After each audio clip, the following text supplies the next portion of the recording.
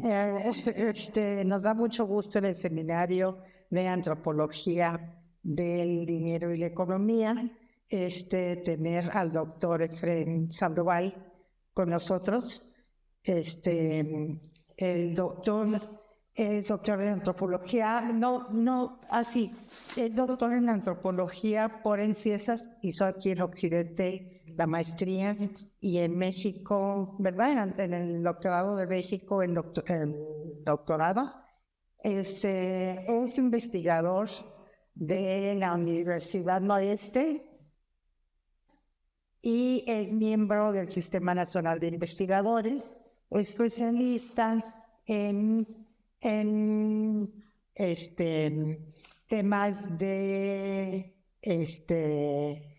frontera, de comercio, etcétera. Economía de la frontera entre el noreste mexicano y el sur tejano. Ha sido profesor en distintas instituciones nacionales y para sus investigaciones ha recibido financiamiento de instituciones nacionales e internacionales. Y algunas de sus publicaciones más recientes son ganar clientes y gestionar favores, delegados sindicales en Tianguis de Monterrey, en estudios sociológicos. En 2020, infraestructuras transfronterizas, etnografía de itinerarios en el espacio social de Monterrey y San Antonio. Y este libro, Entre chácharas y ropa usada, proceso, no sé si se alcanza a ver, no, ¿verdad? Uy, no, estoy muy lejos de la cámara. Pero bueno, claro, pues, proceso, si quieres inscribir, proceso globalizador y comercio de país en la frontera de Texas y los tianguis de Monterrey. Ven si esos, ahí sí se ve, sí, un poquito de eso en el sonde. Cuando yo leí, tuve el placer de leer este libro porque, muchas gracias, Lisa. La verdad es un libro sumamente interesante que les recomiendo muchísimo, porque vemos cómo, bueno, lo vamos a ver cuando Efraín nos hable, pero cómo aquí se ve claramente cómo la economía tiene que ver con cuestiones sociales, con cuestiones políticas, en este caso, por todo tipo. Y en esta economía de la frontera se entreveran claramente todos los distintos ejes de la economía. Entonces, nos da muchísimo gusto que Efraín nos platique de esto y yo espero que podamos discutirlo más a la hora de las preguntas. Muchísimas gracias, Efraín. Entonces, sin más, te cedo la palabra. Pues al contrario, Magda, muchas gracias por darme la oportunidad de presentar en este seminario. Me dio mucho gusto y te agradezco sinceramente que me invitaras interesada en mi trabajo, y pues para mí es una muy buena oportunidad de empezar a difundir los resultados de esta investigación y pues este libro que creo que no ha cumplido ni un mes que salió de la imprenta. Así es que los invito sobre todo a comprarlo. Aquí están en el CIESAS. La librería de CIESAS, sí. Y bueno, ahorita voy a poner en el PowerPoint, viene la portada del libro también. Y bueno, yo voy, si quieres poner la presentación, entonces tú la pones o yo la pongo. Tú la pones, ¿verdad?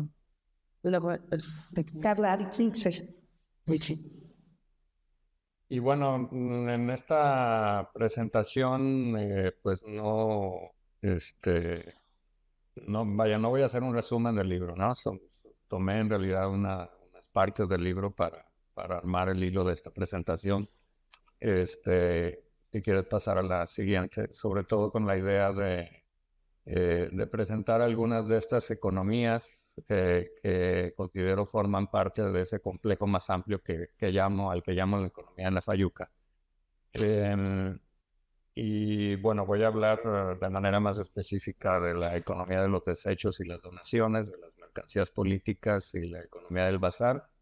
Y bueno, ahí más o menos les diré qué fue lo que dejé de lado, nada más como un anuncio, ¿no?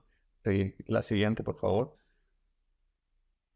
Eh, esta, esta investigación, pues nace de la curiosidad por los viajes que muchos comerciantes de los tianguis de Monterrey hacen en la frontera de Texas para surtirse de mercancías. Eh, y por el tipo de mercancías que se comercian, ¿no? Que básicamente son mercancías usadas, son mercancías sobrantes, es decir, saldos de tiendas minoristas, mercancías no vendidas, y mercancías desechables, que es una manera de llamar a las baratijas, a las chácharas, a las mercancías pues muy baratas y de muy baja calidad, que por lo mismo son fácilmente desechables. Me interesé en conocer pues cómo es que esos artículos llegan hasta la frontera de Texas y luego cómo llegan hasta los tianguis de Monterrey. Y pues aquí conocí esta cadena de aprovisionamiento que facilitan esto. Pero bueno, al estar indagando sobre esto, pues terminé por concluir que esta economía y la economía de los tianguis y las ventas que hacen a los tianguis, pues son una cuestión sobre todo supralocal. La siguiente, por favor. Eh, y pues me permití desarrollar un concepto de la economía de la fayuca en términos de un complejo de prácticas económicas, sociales y políticas que suceden pues al mismo tiempo y en muchos lugares en torno a la distribución y venta y consumo principalmente de mercancías baratas, sobrantes y desechadas por el capitalismo global. Y pues en donde estos sobrantes y desechos son derivados del exceso de producción global sí, y del proceso de consumo ilícito en ella. Y bueno, se trata de mercancías que se distribuyen y revenden a través de cadenas, redes o circuitos comerciales internacionales y locales que se sostienen en instituciones sociales tanto diferentes como propias a la lógica de la acumulación capitalista. La siguiente, por favor.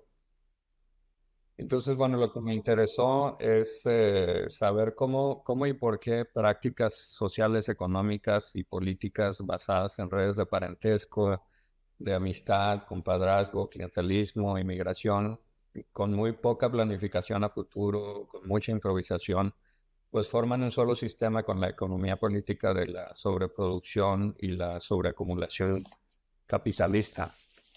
O dicho de otra manera, ¿cómo y por qué la economía de la fayuca como sistema económico, social y político es una forma de reproducción social en el ámbito local, pero al mismo tiempo es parte de un modo de producción globalizado, a pesar de que esa forma de reproducción y este modo de producción pues parecen en principio contradictorios? Me interesó ver la economía de la fayuca no como una consecuencia de esa circunstancia del modo de producción capitalista, sino como una parte de una misma cosa con ese modo de producción, a través principalmente de las formas de reproducción social a nivel local. La siguiente, por favor. Y bueno, esto me llevó a algunas vertientes que tienen que ver con lo que en general se puede llamar la antropología global, en el sentido de articular esa circunstancia y la evolución del proceso de producción y del modo de producción capitalista, pues con la vida de las poblaciones locales, con la experiencia de la gente, la vida cotidiana, ¿no? Y aquí nada más digo rápido, este mapa que aparece aquí, pues tiene que ver con lo que es la primera parte del libro, en donde hablo más en términos históricos de cómo se llegó al hecho de que hoy la mayoría de las mercancías que ingresan como contrabando y que luego son vendidas en los tianguis, pues sean usadas y sean baratijas, sean chachadas, o sean saldos de los comercios minoristas, ¿no? En donde la línea negra refleja la ruta más antigua de eso que llamamos la fayuca, de las mercancías de contrabando, que procedía más bien de mercancías todavía fabricadas en Europa, telas finas, muchos elementos de vidrio cortado, muchos adornos que están finas de nuestras abuelas, nuestros padres, pues venían de esta ruta. Para llegar a otras rutas, ya, antes solo ya había de Asia. Y la ruta amarilla refleja el comercio actual en donde ya no se usa tanto la frontera con Estados Unidos para el comercio internacional. Bueno, obviamente se usa mucho, pero para este tipo de mercancías de las que hablo, pues el puerto de Manzanillo es un elemento muy importante, ¿no? La siguiente, por favor. Entonces lo que voy a hacer es plantear algunas preguntas que me van a facilitar pues el ir platicando de estas formas de economía que forman que constituyen el complejo más general de la economía de la fayuca, ¿no? Y bien, bueno, al preguntarme de dónde vienen las chácharas, las chácharas comerciantes de los tianguis compran en la frontera de Texas, pues encontré, bueno, que la mayoría vienen o son fabricadas en China y distribuidos por puertos de California y son distribuidos a través de un despliegue, pues, impresionante de logística en los miles de almacenes que componen en Estados Unidos la Department Store Industry, entre los cuales se encuentran Walmart, Target, Walgreens, entre muchos otros. Y pues estas mercancías baratas también son distribuidas en muchas pequeñas tiendas que son conocidas como, en español, como tiendas de a dólar.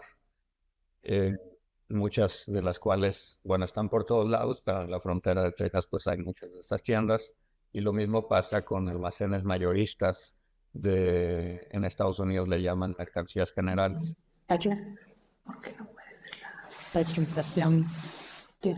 Decenas en los centros de las ciudades fronterizas. Estos negocios son propiedad de comerciantes chinos y surcoreanos que hacen llegar estas mercancías a través de redes de chinos y surcoreanos, de intermediarios, directamente desde China, pasando por California. Y bueno, a estas tiendas pues llegan diariamente mercancías baratas y esta es la otra parte, pues son adquiridas por consumidores para los cuales el acto de comprar o de adquirir una mercancía ha devenido algo banal. Se trata de un acto que implica la posibilidad de adquirir un artículo tan barato que no importa mucho gastar un poco más por él. Tampoco es muy relevante si este es en verdad necesario o no, o incluso si tiene algún pequeño defecto.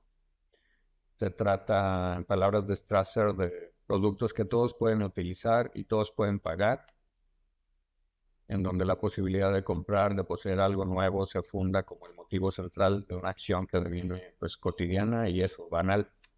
Y a esto yo agrego el hecho de que se trata de artículos que todos pueden vender en un proceso que Boltanski y Esquerre llaman mercancialización.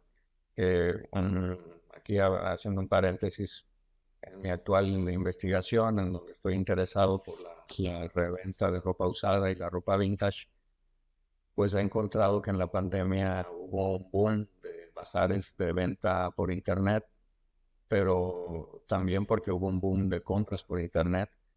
Y esto tiene que ver con esto. La gente tiene muy claro que muchas de las cosas que compra se pueden cargar luego de venderlas. Y bueno, otro paréntesis aquí tiene que ver con la ropa. O sea, cuando hablo de mercancías baratas, no hablo de la cháchara, sino que me refiero también de la ropa. La industria textil, pues es la segunda más grande del mundo. Y pues así como se compran mercancías baratas, que en realidad no importa gastar un poco más por ellas, pues la ropa se ha convertido también en eso. O sea, la gente compra ropa que en realidad no necesita porque la ropa se ha convertido en algo muy barato. Hay mucha ropa barata en el mundo y entonces la gente pues la compra. Todo esto implica que la configuración actual del modo de producción capitalista en realidad se constituye del hecho de que el consumo es el que jala a la producción y no a la inversa como sucedía en el pasado.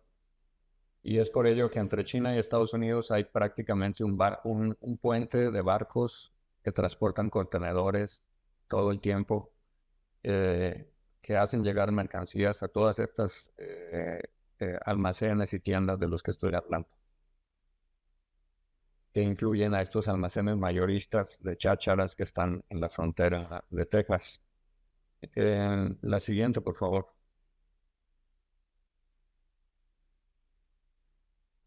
Ahora, ¿qué tiene que ver todo esto con los artículos usados? Bueno, aquí hay una cuestión también interesante eh, que tiene que ver con lo que llamo el hábitus del desecho y la donación por parte de los consumidores norteamericanos. Desde la década de los 70 empezaron a ser muy comunes las ventas de garage en Estados Unidos. En los años 90, autoras como Herman reportaban entre 6.5 y 9 millones de ventas de garage al año instaladas en Estados Unidos en una economía de 1.5 y 2 millones de dólares en esa época. Y pues hoy se sostiene lo que ella ya afirmaba en aquella época. Y la cito, ella dice: en una mañana típica de sábado, en casi cualquier ciudad, pueblo o suburbio de Estados Unidos, la gente conduce sus autos para llegar a la casa de algún extraño. Ahí se lleva a cabo una venta de garage.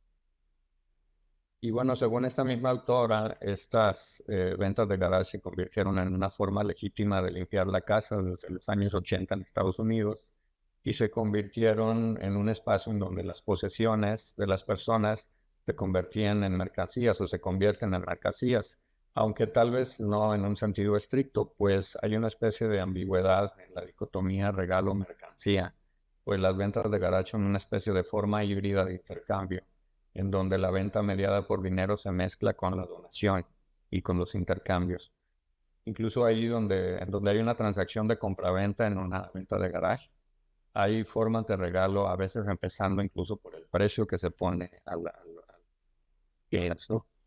Y algo muy interesante también es el carácter de posesión que tienen los objetos, en el sentido de que quienes los venden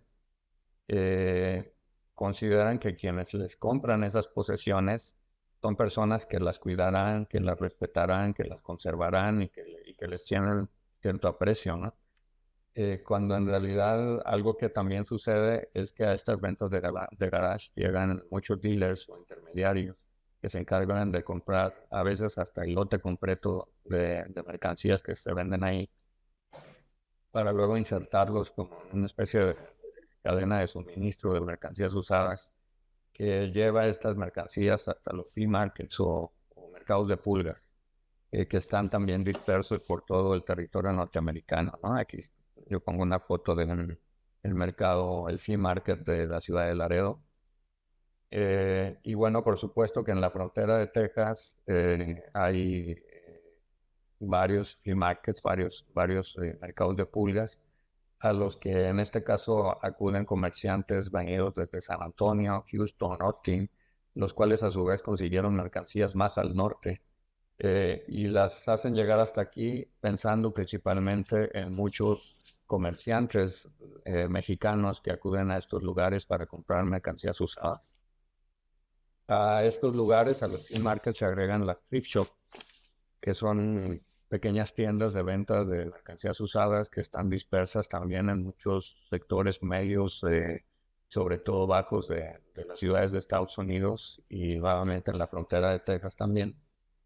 Que bueno, se abastecen también de dealers que acuden a las ventas de garage, pero que también de recuperadores, se abastecen de recuperadores que se abastecen de los desechos de los consumidores norteamericanos, ¿no? La siguiente, por favor.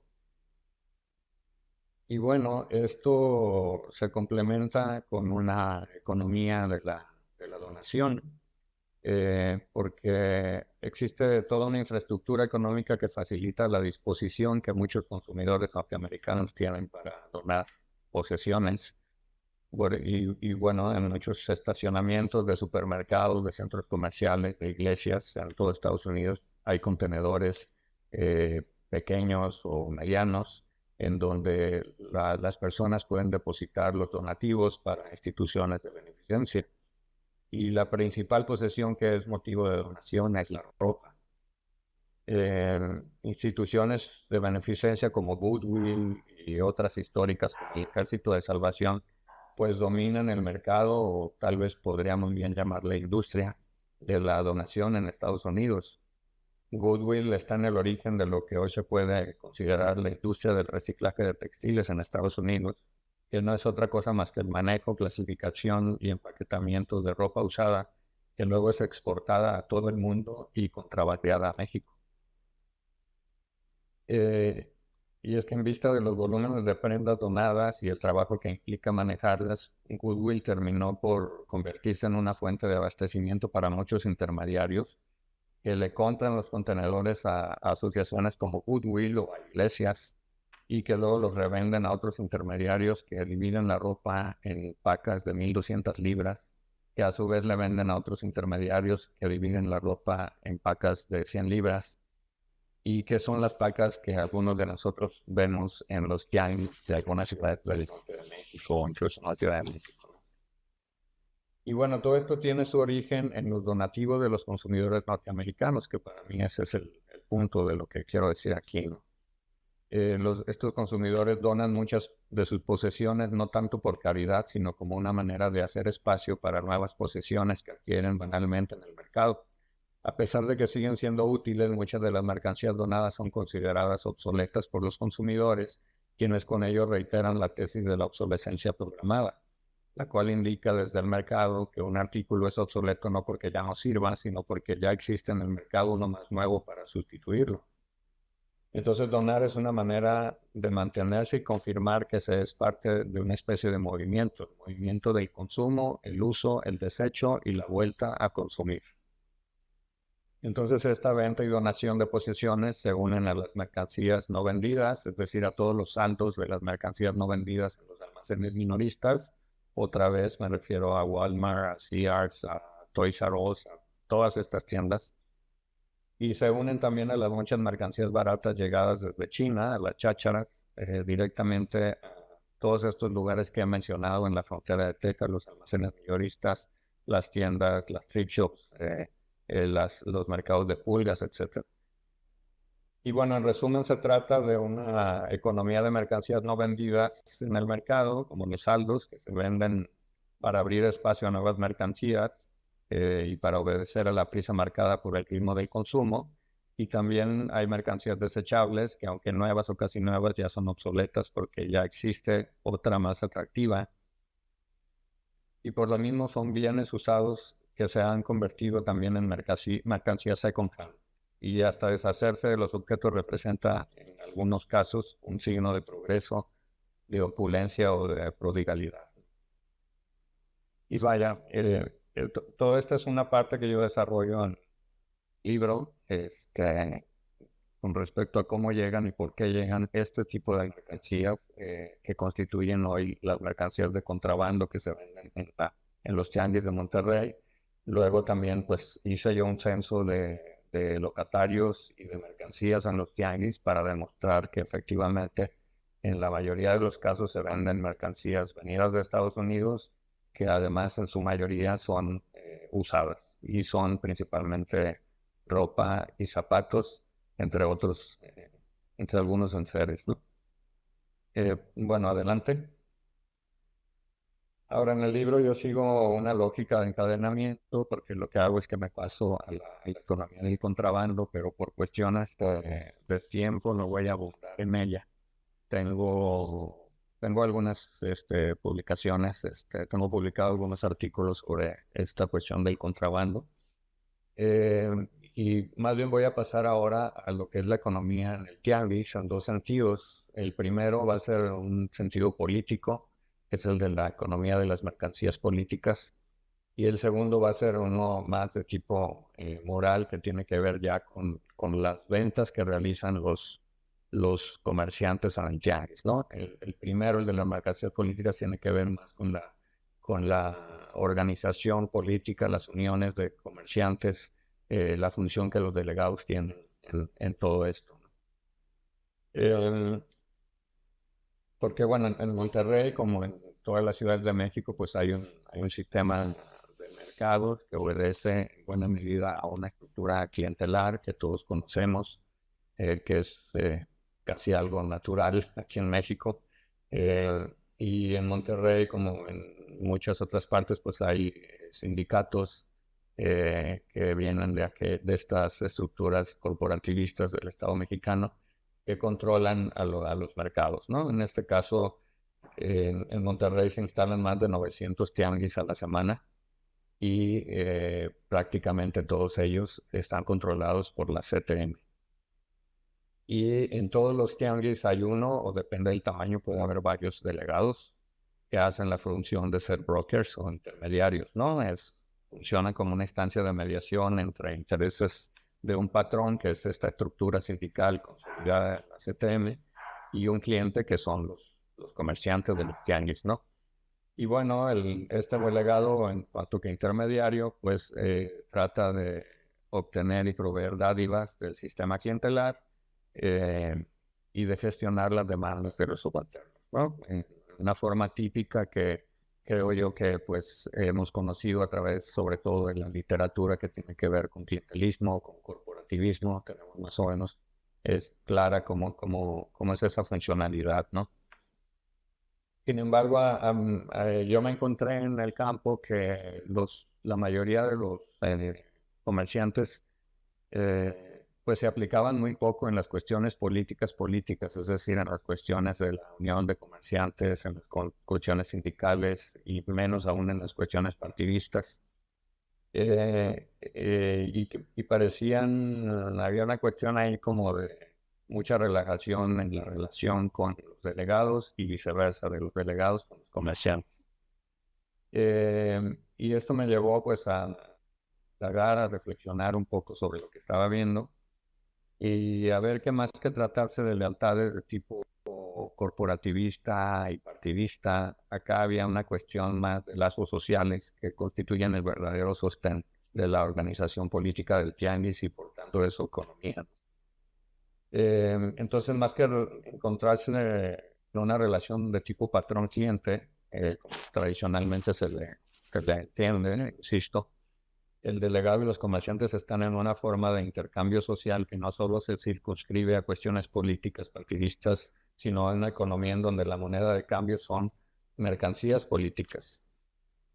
Tomo este concepto de mercancías políticas del sociólogo Michel Mise, y para él estas mercancías hacen referencia a una economía en que una capa de privilegiados ostenta, por supuesto no de manera democrática, un poder desde el cual vende o renta posiciones subordinadas de poder. Desde esa posición de dominación se genera una economía que no puede apelar a las regulaciones racionales estatales, sino que construye más bien medios alternativos de regulación. Y en esa economía, entonces, la moneda de cambio son las mercancías políticas, tales como la extorsión, o, por ejemplo, la compra, la venta o la renta de protección.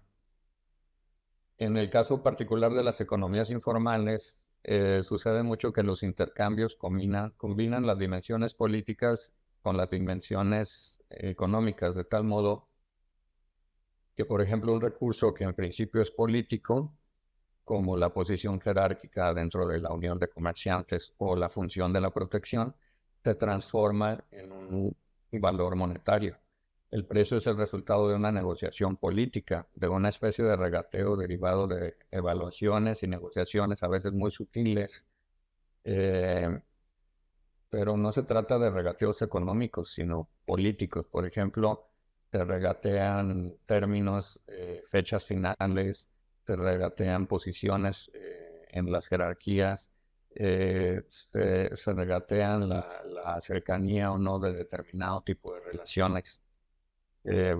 Más adelante doy algunos ejemplos. Y bueno, las mercancías políticas entonces suelen, más bien forzosamente tienen que llevarse a cabo a partir de relaciones directas y cotidianas, en donde el cálculo económico queda subordinado al cálculo político, aun y cuando el resultado del intercambio sea una cantidad monetaria, aun y cuando las condiciones de posibilidad de esta transacción económica o monetaria son extraeconómicas. Entonces, para conocer cómo sucede realmente ese mercado de mercancías políticas, pues es imprescindible observar las interacciones cotidianas entre delegados y comerciantes, en el caso de los tianguis, cosa que pues traté de hacer durante el trabajo de campo. La siguiente, por favor. En el esquema de las mercancías políticas, pues existen básicamente dos mercancías políticas. El principal es la corrupción, que tiene que ver con una mercancía política que resulta de una expropiación al Estado en favor de un agente mismo. Este se convierte en oferente de, por ejemplo, tráfico de influencias o de protección, que en principio la protección pues es una mercancía, llamémosle así, o un bien o un servicio ofrecido por el Estado, ¿no? Pero la oferta de esa mercancía se realiza por un particular que le expropia esa mercancía al Estado. Y además se realiza en un mercado en donde hay competencia y hay regulación de precios. Por ejemplo, obviamente un delegado cobra cuotas a los comerciantes. Estas cuotas en principio pues son para la unión de comerciantes, para la estructura sindical. Pero usando el ejemplo de las cuotas, que es el ejemplo más, digamos, más básico, los comerciantes y los delegados saben que hay otros delegados en otros tianguis que cobran cuotas y saben cuánto cuestan cuál es el precio de esas cuotas. Y los comerciantes tienen la posibilidad incluso de irse con otro delegado, de irse a otro tianguis.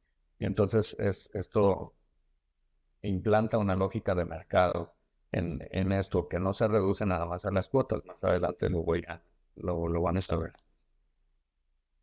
Y el otro tipo de mercancía política es la extorsión, la cual implica la expropiación de un bien privado altamente valorado, que aunque garantizado por el Estado, no es de propiedad del Estado. Por ejemplo, la libertad, mi derecho a la libertad, pues no es del Estado, es mío, pero el que la garantiza es el Estado.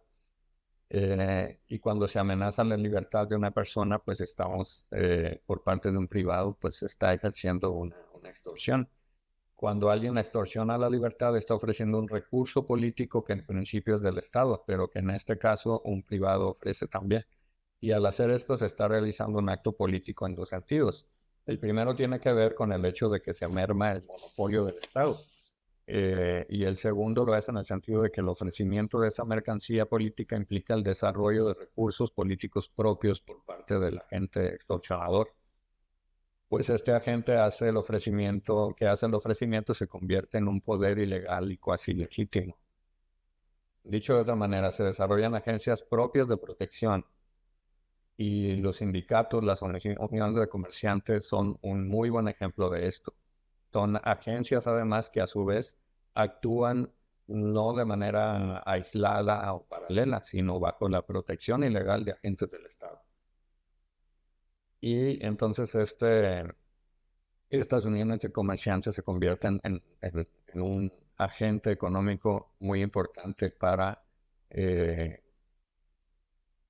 este sistema de intercambios que son las mercancías políticas.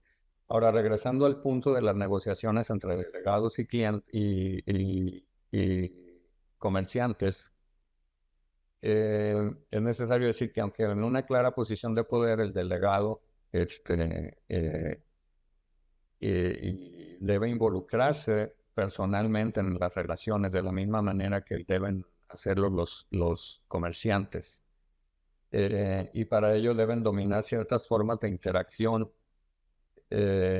Aquí me apoyo en literatura que habla de ciertas formas de clientelismo, hay que le llaman clientelismo personalista y clientelismo suave, en donde, por ejemplo, hay un lenguaje de la amistad y de la confianza utilizados como lenguajes, es decir, evitando que la amistad sea un elemento de unión real, de tal manera que exista cierta distancia entre los actores, es decir, hacemos como que somos amigos, pero los dos sabemos que no lo somos.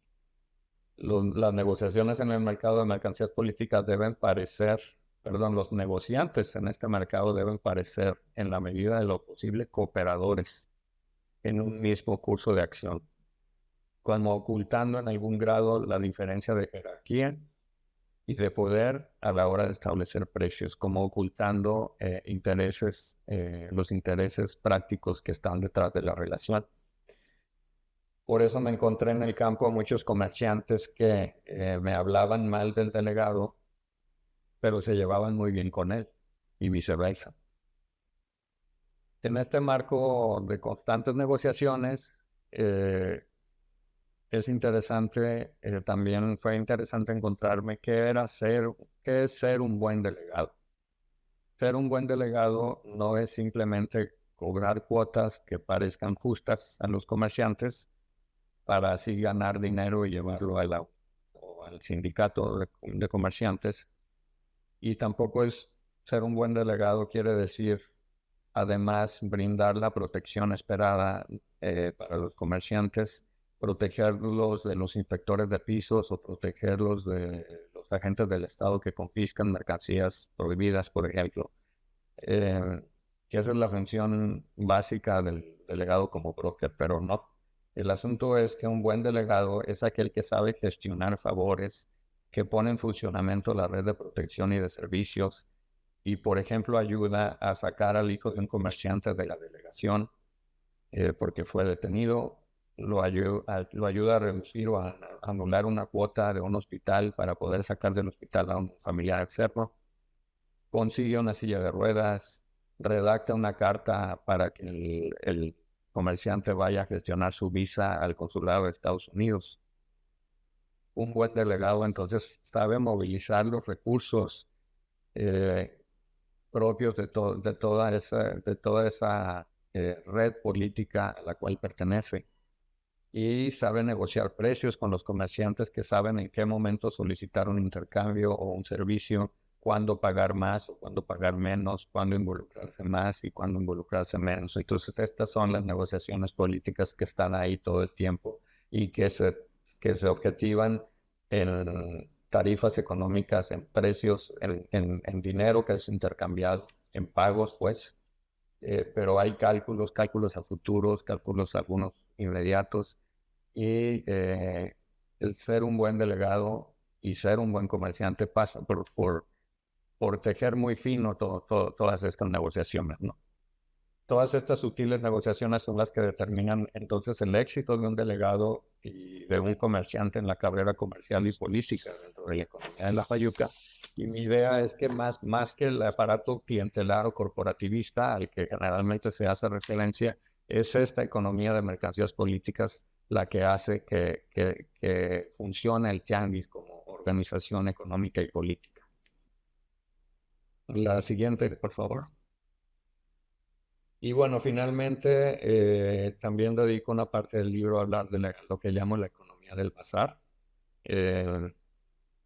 Y bueno, entiendo una forma de entender la economía de la Fayuca y sobre todo la economía del tianguis es entenderlo como una alternativa ejercida localmente por muchos individuos que se ubican en medio de dos situaciones que son parte del mismo proceso. O sea, una vez la sobreproducción, consumo capitalista organizado a escala global, que es lo que estoy hablando al inicio, y una economía política de escasez local que no provee recursos económicos y derechos para solucionar los problemas de la vida cotidiana, o que tienen el tianguis justamente a un proveedor de este tipo de recursos económicos y de derechos incluso. Desde la perspectiva de la economía del bazar, que bueno, yo retomo obviamente de Clifford Geertz, estos dispositivos están integrados por actores que privilegian las prácticas económicas informales, la cultura oral y sobre todo, me parece más interesante, pues una ética fuerte susceptible de mantener lazos sociales y de dar continuidad espacial y temporal a los flujos sociales y económicos.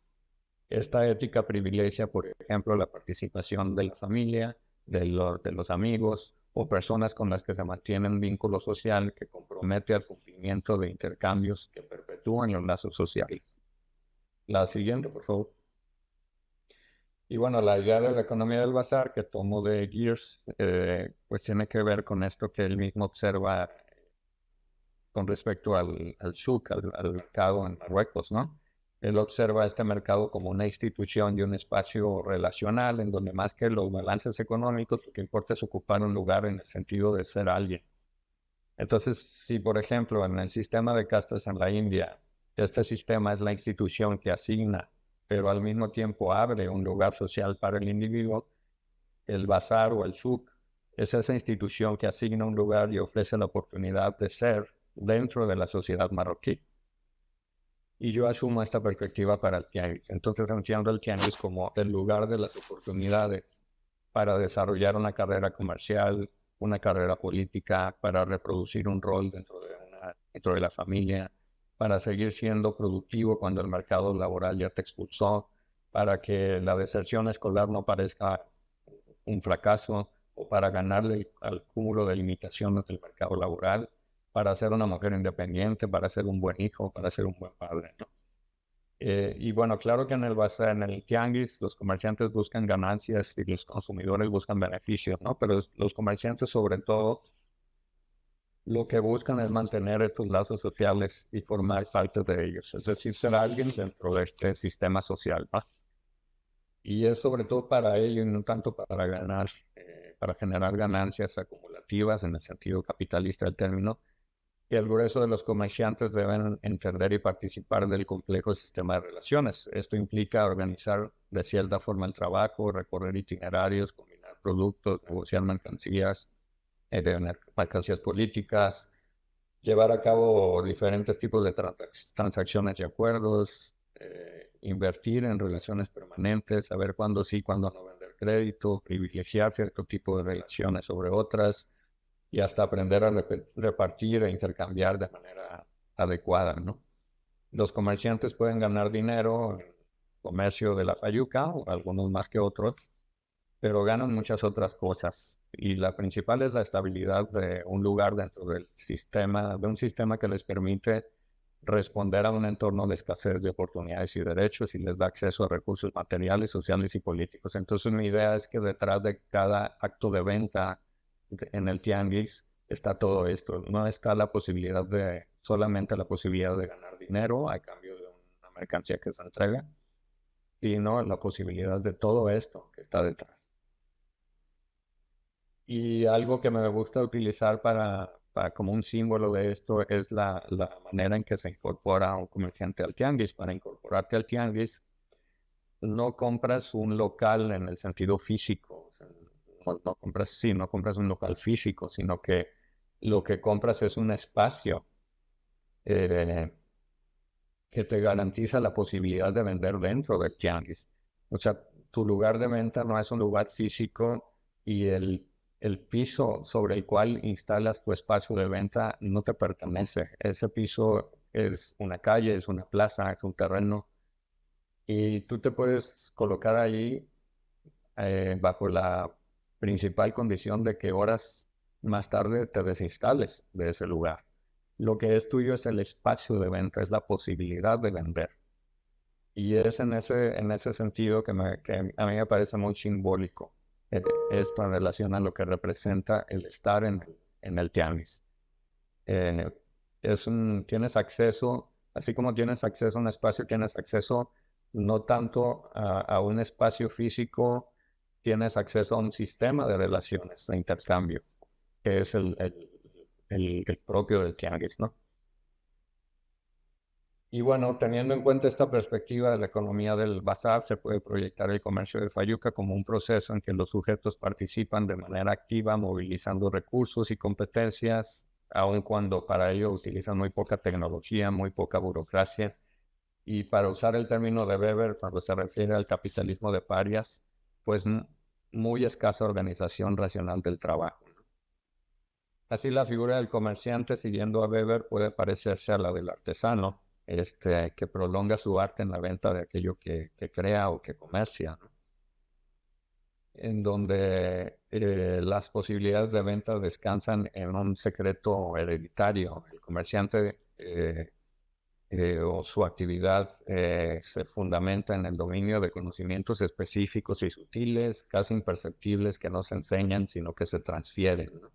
Y pues no es casual que entonces en la economía del tianguis los padres trabajen con los hijos hereden el puesto de los padres, y que los hermanos se asocien, ¿no? Y todas estas maneras de trabajar, de transmitir conocimientos y de organizarse, pues son las que fui encontrando en el trabajo del campo. Algo también muy notorio es que, tal y como lo dice Gears, él lo llama el juego o sea, de qué se trata el juego del souk, del bazar, pues el juego se trata de ocultar la información clave, ¿no? Los comerciantes, por ejemplo, guardan celosamente la información sobre el lugar en donde hay un buen proveedor de mercancías, ¿no? En el caso de la ropa usada, esto trasciende incluso al tianguis y muchos intermediarios en Estados Unidos pues ocultan cuál es el buen proveedor. Incluso hay quienes pagan a los traileros para que les digan desde dónde traen el cargamento y otros lo que hacen es que piden que un trailer se detenga a medio camino para que otro trailero lo recoja y no sepa de qué bodega procede la mercancía, ¿no? Bueno, esto pasa mucho también en el tianguis. Y bueno, no hice algunas conclusiones, me pareció que bueno, esto es, más bien la idea es compartir estas diferentes formas de economía que yo veo que forman parte de ese complejo más amplio que es la economía en la Fayuca.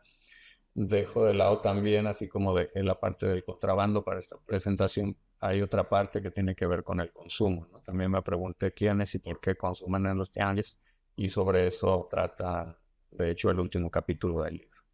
Y bueno, muchas gracias.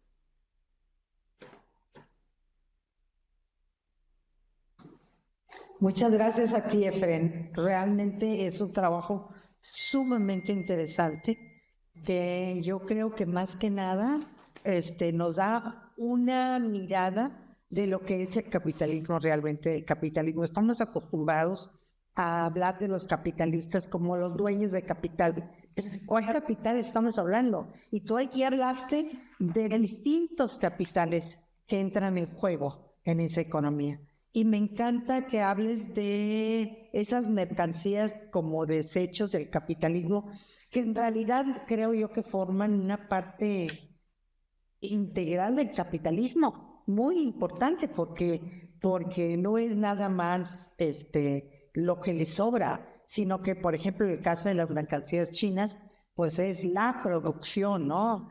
Bueno, yo tengo varios puntos, pero tenemos ahorita gente de distintos lados que me interesaría mucho que hablar. Está Oscar del Colegio de Michoacán, está Elizabeth desde Sinaloa, está Diana desde la Universidad de California en Mexicali, está Citlali del Colegio de Jalisco, y aquí con nosotros está María Eugenia Santana, que viene de la Universidad de Chiapas, y Luisa Orozco, que está aquí en Ciesas, pero somos de distintos lados y tenemos distintas perspectivas todos sobre este tema, y me interesaría mucho que ahondáramos en lo que ustedes opinan, y ahorita yo sigo. Muchísimas gracias, Efren. Bueno, ¿alguien que quiere empezar?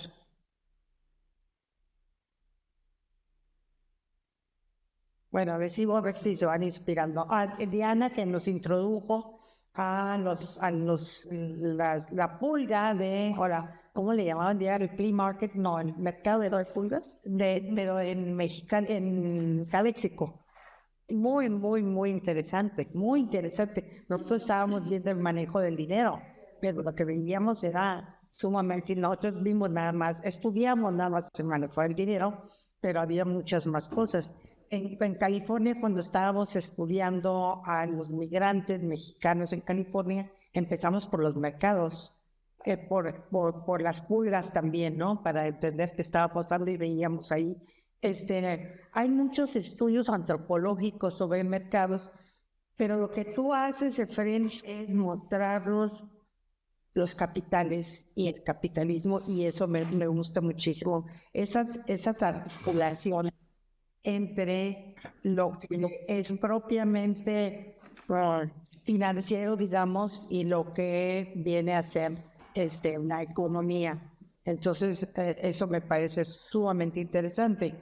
En las mercancías políticas, tú hablas de las monedas de cambio, extorsión y corrupción, creo que te quedas corto. Cuando hablas de la corrupción, en realidad estás hablando de las redes, cómo se comercializan los contactos, de la información, cómo se comercializa información también, los favores, eso sí lo dijiste, las relaciones de poder, etcétera. Eso me parece sumamente importante que lo tengamos en cuenta en general en nuestros estudios de la economía. y de las finanzas. Y hay un punto también que me salta cuando estaba leyendo tu libro, y es el aprecio por las mercancías. O sea, sí, el consumidor jala, pero es que el consumidor es inducido. Yo no quiero cambiar mi celular. Yo estaba feliz con mi cacahuate, pero el cacahuate ya no puede hacer nada.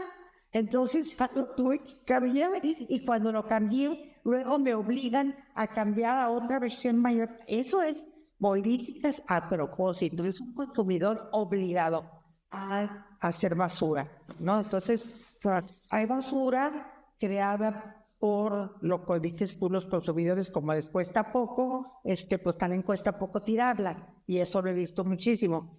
Yo también quiero que yo diga que en las clases altas se usan más las mercancías que en las clases medias o más bajas.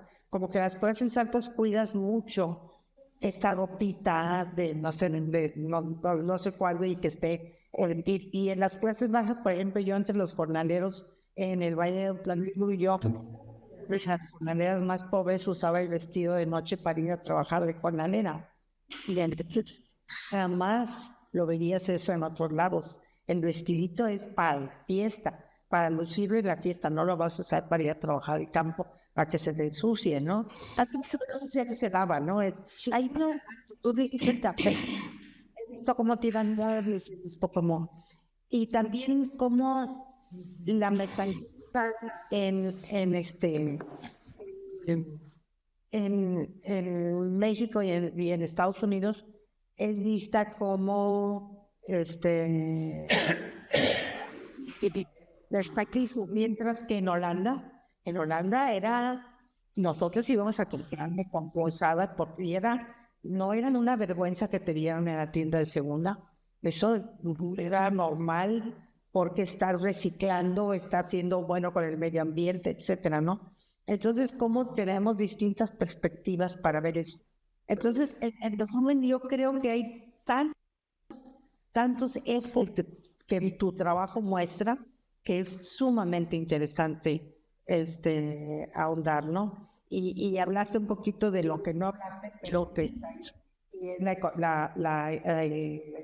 economía también del contrabando, que viene junto con la fayuca. Yo estaba haciendo un estudio de las hojas de maíz y no me querían dar información. Yo dije, ¿por qué? No, pues porque las hojas de maíz que exportan de México a Estados Unidos van a meter esto es droga. Y entonces, pues claro que no me iban a decir, ¿no? Y cosas así.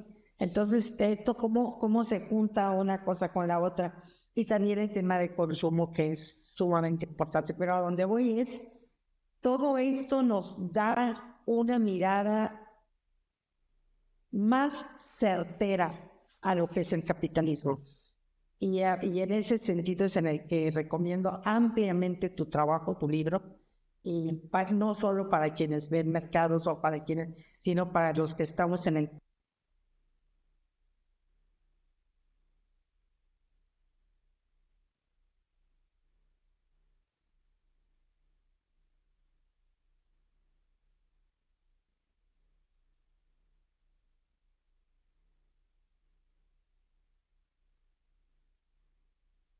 A ver, ahí perdí, no sé los demás, pero yo perdí a Magda. Se nos fue la luz. Continuamos. Ah, Ah, de plano. Ok. bueno, yo quisiera comentar algo. Soy Elizabeth, estoy en Sinaloa. A mí en general me pareció muy interesante su presentación, doctor Sandoval, específicamente, bueno, sí que deja un poco de lado en la parte del consumo, que no ya habrá tiempo de checar el libro. Pero sí, lo que a mí lo que destaco más es esta parte, ¿no? Del consumo un poco obligado que comentaba la doctora Villarreal, de cómo en países como en Estados Unidos, pues es más común o es más, pues se considera más normal, ¿no? El estar cambiando constantemente de modelos en la ropa, en el celular, en los electrodomésticos, y cómo finalmente esos productos y esas mercancías llegan aquí a los tianguis de Paca, ¿no? Como se les conoce más comúnmente. Y cómo, pues finalmente hay ciertos sectores de la población que cada vez son más amplios, quizá por la crisis, quizá por de los bazares, como más especializados, ¿no? En gadgets electrónicos o en ropa de moda, de lencería, de cosméticos, ¿no? Esta oferta en estos bazares acá en México. Y bueno, al menos yo lo que alcanzo a ver es en lugares que también, bueno, que he visitado, lo que alcanzo a ver es, pues sí, esta expansión o esta amplitud de los sectores que están acudiendo a estos lugares a comprar esta mercancía, y cómo el uso que se le da a estas mercancías pues puede diferir en ciertos sentidos. No sé, a mí en alguna ocasión me tocó ver familias que incluso, bueno, cuando las mercancías que llegan aquí no son vendidas, muchas son donadas. Sí son donadas a asociaciones o a familias que se acercan a los bazares de Paca, y los comerciantes, por no regresarse con todo el cargamento, pues van donando lo que menos es demandado, ¿no? Entonces, en algunas ocasiones me tocó ver familias que se llevan totalmente en 1 o 2 pacas de ropa y con ella hacen, ya sea como dice la doctora Villarreal, ¿no? Usan vestidos de noche para ir a trabajar al campo, lo que sea. O a mí me tocó ver familias que con esa ropa que nosotros consideramos de marca, o sea, sí, pues hacen colchones o almohadas o sí, colchonetas para dormir. Entonces, eso es también muy interesante, ¿no? Como el uso va cambiando y pues me recuerda también mucho al texto de Arjona Padurey, ¿no? De la vida social de las cosas y como las personas en ciertas situaciones pues van cambiando este uso en función de sus necesidades más inmediatas.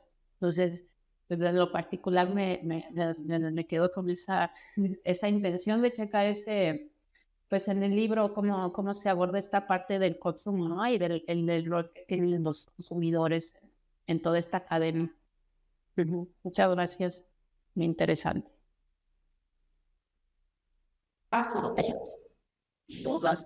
¿Puedo? Sí. Bueno, me quedo con muchísimas ganas de leer ese libro, o sea, ya estoy saliendo a comprarlo, Efren,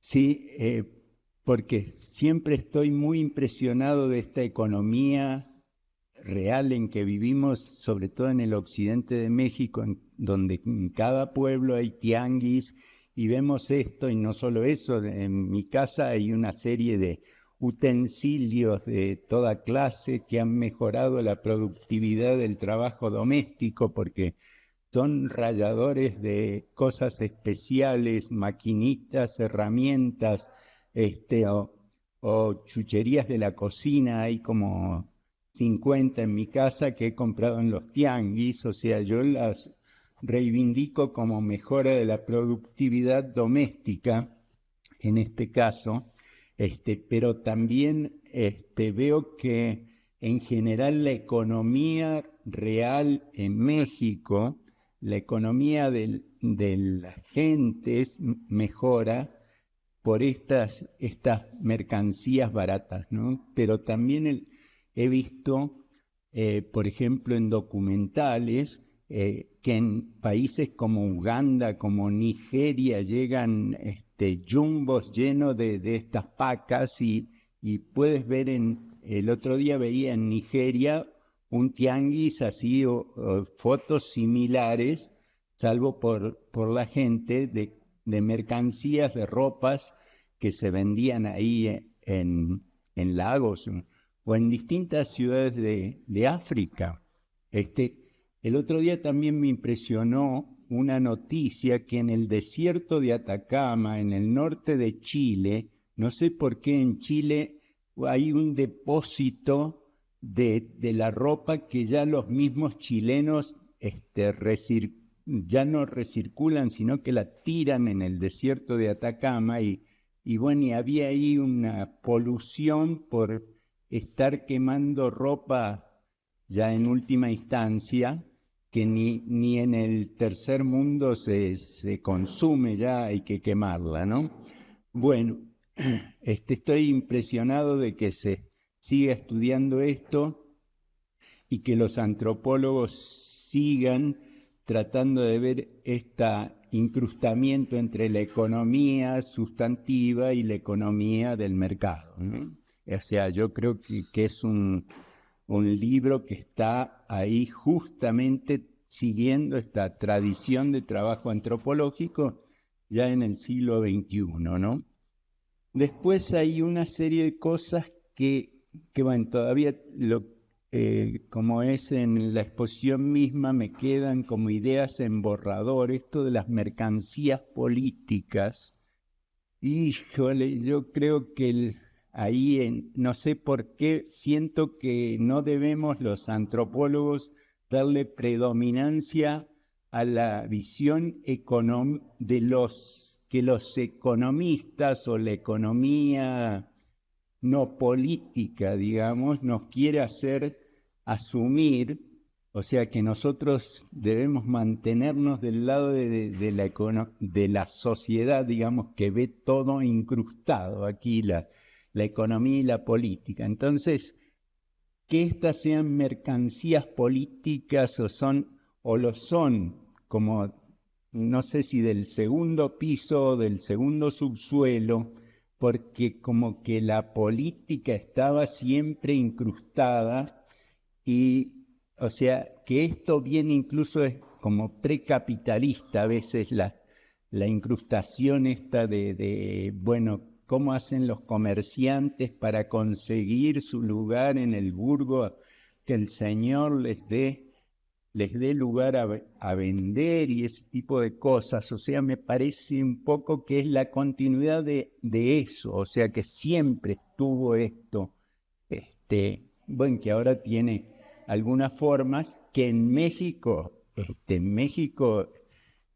el funcionamiento viene desde muchas décadas de esta, no la CTM, como es la otra organización, la organización popular que O no La CNOP. la que tú citaste. La CNOP. No, la CTM. La CTM es la de los trabajadores, la de las organizaciones populares, ¿no? Bueno, ¿no? la CNOP. Bueno, entonces ahí, digamos, como a nivel medio teórico, me parece si hay que seguir tratando de incrustar o de diferenciar y no decir que son mercancías políticas, sino que la política podría estar antes que las mercancías, o sea, esto era. Y volviendo al tema del dinero, que es el que suele juntarnos en este seminario, a veces me gusta pensar en el dinero poder, en el dinero como poder, y aquí estaría claramente en cada una de estas pequeñas instancias se ve que el dinero a veces sirve como símbolo del poder local, pero a veces no, que a veces hay que negociar mucho con palabras y con relaciones ya concretas, o sea, y a veces más que mercancía me gusta más la idea de renta, porque, bueno, ¿qué mercancía es el espacio en una calle, pero solamente el día miércoles, por así decirlo? O sea, esto no es concreto, esto es, o sea, es cobrar por algo que porque el poder te lo permite, y ese poder a veces es del Estado, a veces está en negociación, en usurpación con el poder del Estado. Bueno, este es el mundo real en que vivimos, y yo te agradezco muchísimo que nos lo muestres y nos hagas reflexionar sobre ello. Muchas gracias, qué amable. Muchas gracias, Oscar. Excelente. Diana tiene también la mano levantada. Hola, buenos días a todos, a todas. Gracias por invitarme, Magdalena, y al doctor Sandoval, una felicitación. Realmente es como muy atractiva la forma en cómo presenta el trabajo. Toda la línea me interesa mucho porque hemos trabajado en el proyecto de curas y divisas aquí en Mexicali. Yo soy de Mexicali, Baja California. Pero siento como que me había enfocado mucho a la cuestión, pues a lo que me permeaba, ¿no? A lo que yo conozco. Pero no había seguido como que toda la línea desde las donaciones, desde los ricos, ¿no? Desde estos que desechan las cosas que para nosotros son cosas buenas, hasta los revendedores. Me interesa mucho, me gustó mucho la forma de presentar y creo que lo podría hacer una comparación en cómo se maneja aquí en Baja California. Una duda que me quedó, no sé si la frontera o por donde pasan la mercancía es en la frontera de Colombia. Me hubiera gustado como ver un poco más, no sé, descriptivamente, o que me hubieran descrito más un poco ese espacio, ¿no? El espacio físico, porque cuando bueno, yo daba la clase de Relaciones Transfronterizas México y Estados Unidos, me preguntaban ellos, los estudiantes, y yo me hacía esa pregunta: ¿por qué Monterrey es seguro? ¿Por qué Monterrey no tiene esta inseguridad? O bueno, por lo menos no se mira, ¿no? No se mira la inseguridad que tenemos en Tijuana, o que tiene Mexicali, o que tiene Ciudad Juárez, ¿no? ¿Qué diferencia hay entre Monterrey? Y yo les hacía esa observación, que Monterrey solamente tiene un paso fronterizo, ¿no? Y pienso, o creía yo, que es una frontera muy, muy controlada. Entonces esa sería una pregunta, no sé, hay más impuestos ahí, hay un control, hay un mayor control. Y ahorita que escucho el libro, o que comento el libro, que comenta el libro de Efraín, ¿verdad? Efraín. Efraín, digo, no, pues ya vemos que a lo mejor es una constante en toda la frontera, ¿no? Y como una frontera tan pequeña también es permeable, ¿no? Esa es no sé si una pregunta o un comentario. Y también algo que está pasando aquí, Efraín, y yo creo que pues nos interesa a todos, ¿no? La cuestión lo que mencionas tú, el desecho, el capitalismo,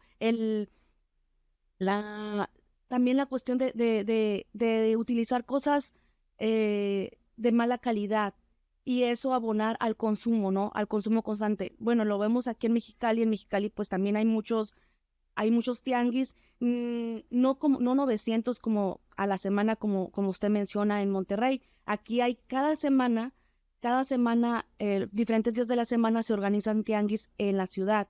Y un solo cliente, o bueno, un solo comerciante se va moviendo en diferentes tianguis pagando como el espacio, ¿no? Pero últimamente hablo hace 2 meses también la cuestión de los carros chocolate, no sé si se vea mucho en Monterrey.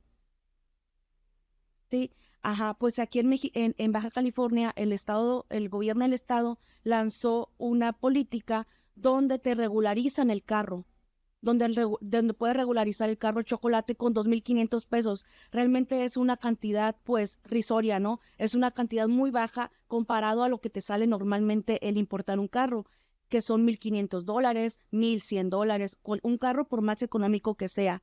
Pero aquí también se ha dado, como toda la economía que circula alrededor de esto. Pues sabemos que un carro es un bien pues más duradero, pero es un bien pues, ¿cómo se puede decir? A lo mejor para adquirir un carro más costoso, ¿no?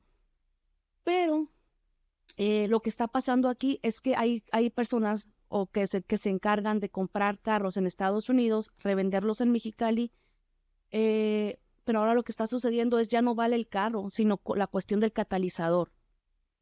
Entonces, no sé si lo tienen allá identificado en Monterrey, en Nuevo León. Haz de cuenta que están comprando los carros en las yardas de carros o en los dealers, donde están a veces hay gente que compra por internet, compran carros muy económicos, por ejemplo, $500, $300, $700, los traen a México y cuando los cruzan les quitan el catalizador acá. El catalizador tiene metales pesados, que es el radio, el paladio y el oro. Entonces lo están vendiendo, les quitan el catalizador y venden el carro sin catalizador. Imaginen en Mexicali la alta contaminación que hay por ser una ciudad industrial. Ahora con eso, pues se ve como que no hay una preocupación o no hay una conciencia ambiental, porque yo pienso que todos saben lo que está pasando, porque es un mercado, no sé cuántos billones de dólares da al año, pero para hacer una idea, una onza de radio, que es el metal más costoso, son $11,500 cuesta, una onza. Entonces yo me puse a investigar porque me robaron mi catalizador, ¿no? Llevé a componer mi carro y me lo regresaron sin catalizador. Entonces estaba fúrica, ¿no? Muy molesta, pero no fui a denunciar. ¿Por qué? Porque yo sé que en los mecánicos y toda la gente que anda haciendo ese mercado, pues es gente que puede causar daño, un daño más grave, ¿no? A mí o a mi familia. Entonces, ay, no sé, como que hay otras cosas también que valdría la pena como indagar, ¿no? Y como esa preocupación, le decía a mi hermana, no puede ser posible que estén haciendo eso a costa de la salud de las personas, porque son materiales pesados que se quedan en el ambiente y que al final de cuentas por eso hay tanta gente enferma, ¿no? Y me metí a investigar en los foros donde dicen por qué roban el catalizador, porque no sabía, y por ahí escuchaba un comentario, ¿no? Pues es gente de país tercermundista, ¿no? Eso no pasa por ejemplo, era un argentino el que comentaba eso, y decía, esto no pasa acá, ¿no? Acá sí nos preocupamos por la mejora del aire, o en Europa, eso ni se mira en Europa, ¿no? Pero por eso están todos enfermos de cáncer. Y la verdad me alertó, me preocupa, ¿no? Me preocupa y ya veo como que hay, pues no sé, también es una mafia, una corrupción. Estos carros los vendes, les puedes poner catalizador, que es muchísimo más barato el ponerle un catalizador nuevo a tu carro que reconstruirlo, es mucho más barato. Pero la gente hay veces que anda sin catalizador y ni cuenta se dan, ¿no? Porque es algo que aquí en Mexicali, bueno, en la frontera, no es tan común, porque las leyes de inspección, pues ustedes saben, cuesta 200, 500 pesos, pero si das una mochada, te dejan pasar, ¿no? Te lo hacen, es como toda una economía que se vuelve, que se envuelve a raíz de la corrupción, ¿no? Y pues, y también, no sé, del crimen organizado, porque ya es un crimen más, ¿cómo se dice? Se puede decir, no sé, es algo ya mucho más organizado, porque realmente ¿quién compra estos metales? No lo vas y lo vendes a una joyería, lo vendes a un productor también de catalizadores, o sea, es un mercado mucho más grande, ¿no? Y tienes que saber eso, y quién tiene sus contactos, entonces, o cómo pasa en la frontera, porque dicen que de aquí se van a Estados Unidos otra vez. Entonces, ¿quién mueve ese mercado, verdad? También ahí están las autoridades coludidas, ¿no? Bueno, es un comentario. Me quise compartirlo con ustedes porque apenas hace 2 meses empezó Mexicali a hacer eso con las placas, pero eso de los catalizadores ya venía desde mucho antes, solo que ahora se ve como un boom, porque ahora pues ya puedes estar pasando mínimo un carro por persona, ¿no? Puedes pasar y legalizar un carro por persona sin necesidad de ser vendedor. Entonces, o de tener un intermediario. Entonces, pues ya hay como un boom en eso, ¿no? Y quería pues compartirlo. También en la semana pasada fui con mi hermana a Indio, eso, a Indio, California, y platicábamos con unos paisanos con los que fuimos a estar a unas amistades, y decían, y nos llamaban la atención la cuestión de poder traer cosas a México, ¿no? Muebles, ropa o para revender. Y me decían, no, me dice, ya no está tan bueno, ¿eh? O sea, ya no está tan bueno, ya hay casi puro cochinero. Ellos se dedicaban, ellos se referían principalmente a las ventas de garage. Dice, no, ya tienes que buscarle mucho o irte a a las partes más ricas como Palm Springs. Hay cosas más buenas, ¿no? Y es lo que ha estado como identificando. Antes las cosas eran como una de mejor calidad. Las cosas que llegaban aquí a la frontera en los tianguis eran cosas de muy buena calidad, muebles como muy de madera buena, sólida, ¿no? Y ahora ya hay como mercancía de menor calidad, aunque sea nueva, aunque sea mercancía nueva, pues es mercancía pues con algún daño, rota, o incluso pantalones con una pierna más larga que la otra, así, ¿no? Y la gente de todas maneras lo compra, ¿no? Lo compra y lo revende. Pero sí veo como que hay un cambio en eso, ¿no? Antes la gente decía, oye, hay cosas bien buenas en el tianguis, y ahora es puro cochinero. Y así, comentarios un poco más despectivos, ¿no? Pero, pues sí, no sé si aquí en Mexicali nada más, o es algo que yo he percibido solamente. Gracias. Muchas gracias, Diana. Muy interesante. Efren, ¿quieres que sigamos con hay otros comentarios? ¿Quieres que sigamos o quieres intervenir ahorita? Pues con si quieres le seguimos, yo estoy apuntando. Bueno, órale, pues. Entonces, María Eugenia.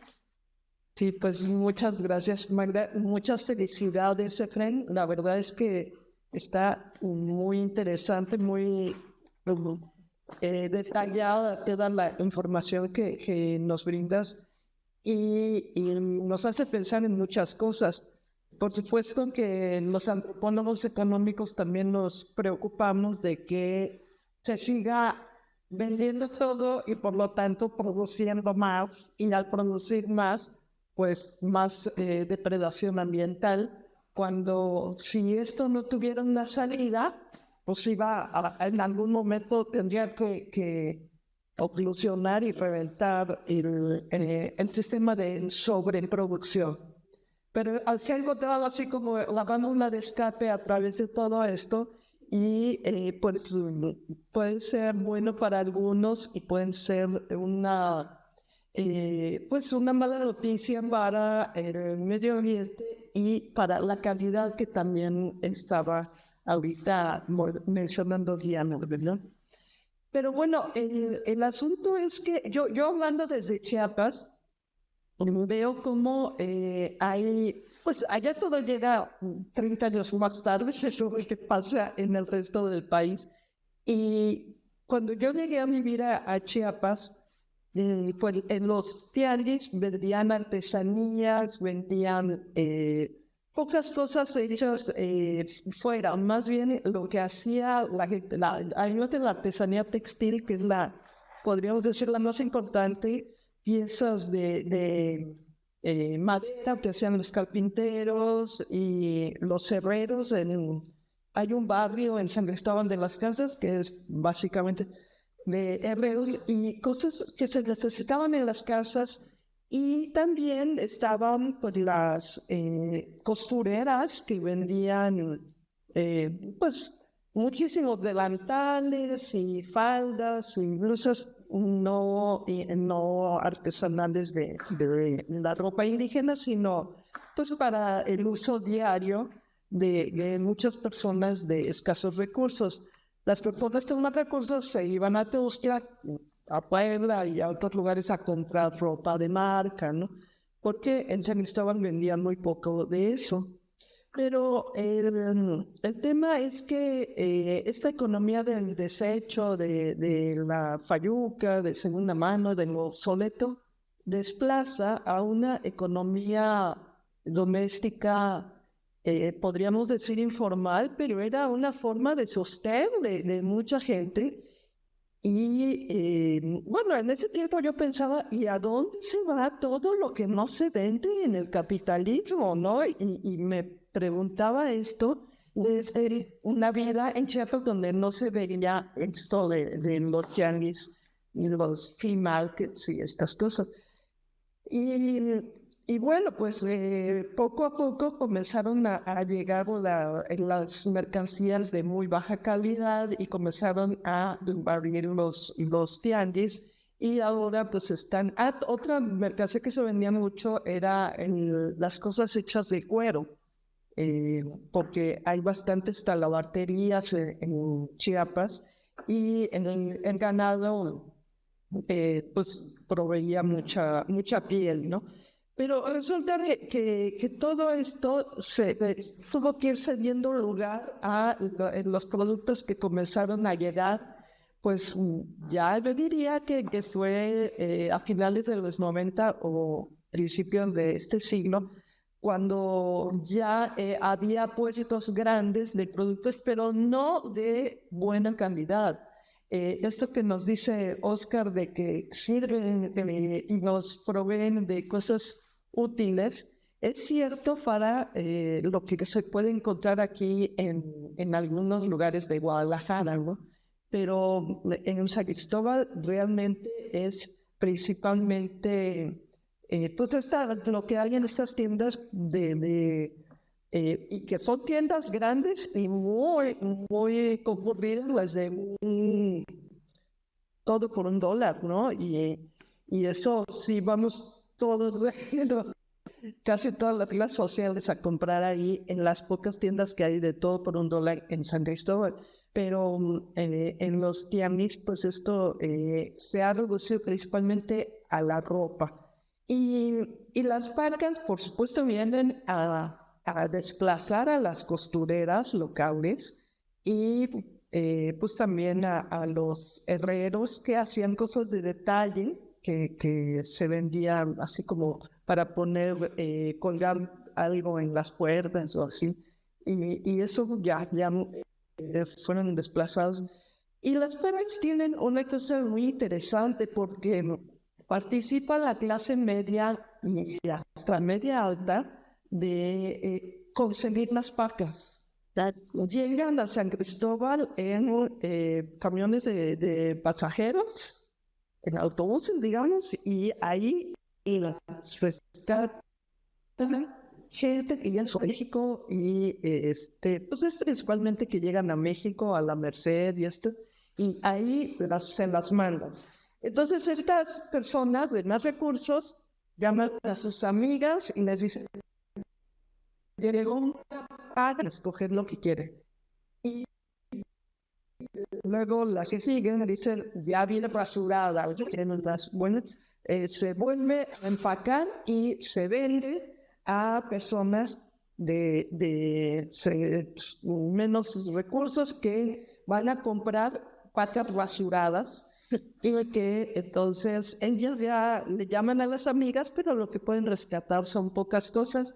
Y en tercer lugar ya está, y ellos le llaman bazares, que son locales muy pequeñitos que hay en toda la ciudad. No se van tanto a los tianguis, pero también llega algo, sino en tiendas donde ya se vende muchísimo. Entonces ahí lo que vemos es la forma en cómo se va llegando a las clases menos privilegiadas, lo que desechan de la economía del desecho, las clases medias y medias altas. Pero bueno, aquí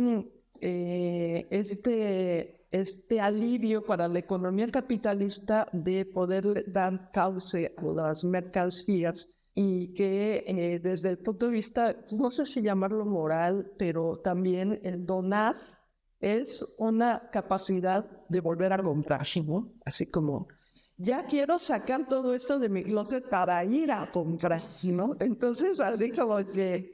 Y sí es cierto que en Estados Unidos la economía de la donación o la costumbre de la donación es muy amplia y es de cosas muy buenas, ¿no? Incluso en las salidas de los fraccionamientos ahí dejaban televisión, sí, tostado. Y me acuerdo cuando tuve la oportunidad de vivir con mis hijos chicos y mi esposo en Estados Unidos un año. A los hijos les encantaba, mamá, caray, te vamos a ver qué hay allí en ese lugar donde ponían y conseguían cosas buenas y juguetes y cosas. Pero eso no niego que tiene muchas ventajas. Sin embargo, nos deberíamos de preocupar de que no tiene fin la producción, ¿verdad? No tiene final y la sobreproducción pues nos está ahogando también en la falta de agua y todo. Y no es casual que el Monterrey sea esta ciudad que está sufriendo en este momento, pues más que ninguna otra en México, me atrevería a decir, quizás en Zacatecas o en Durango me digan, nosotros tal vez sufrimos eso y más, pero no lo damos a conocer, no sé. Pero no es casualidad, en Monterrey con el poder adquisitivo y todo, pues se compra mismamente. Entonces, bueno, dentro de la participación que nos haga Efraín, que escucharemos también con gran interés en cuanto a tu retroalimentación de lo que hemos dicho, Efraín, me gustaría, perdón, pero yo me perdí un poco en las mercancías políticas, la diferencia entre las de extorsión y la corrupción. Como que me pareció que era lo mismo, pero seguro fue porque me perdí por ahí. Entonces, que ampliaras un poco con toda la crítica que hace Oscar Vélez sobre mercancías políticas, pero es interesante ver cómo vas desglosando estos tipos de mercancías y las formas como van llegando a distintos lugares, ¿eh? Bueno, pues eso sería todo. Gracias, Mar. Muchas gracias, María Eugenia. Y bueno, Usuri, qué gusto que nos acompañe desde Barcelona. ¿Alguien más que tenga comentarios? Entonces le damos la palabra a Efraín. Bueno, pues muchas gracias por los comentarios a mi trabajo. Bueno, habría varias cosas, ¿no? Me cambiaron de lentes.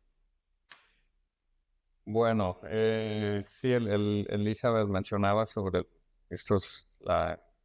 la posición de los consumidores, ¿no? Hay bueno, en el libro yo desarrollo también toda una parte que tiene que ver con cómo se fue creando, o sea, en esta relación entre producción y consumo, cómo se fue creando un tipo de consumidor, ¿no? Entonces, una buena parte del chiste es crear un consumidor que esté dispuesto a comprar, ¿no? Que esté dispuesto a comprar mercancías que en realidad no necesita. Y esta disposición es básicamente en el sentido de algo que se siente, que se cree. ¿Sí?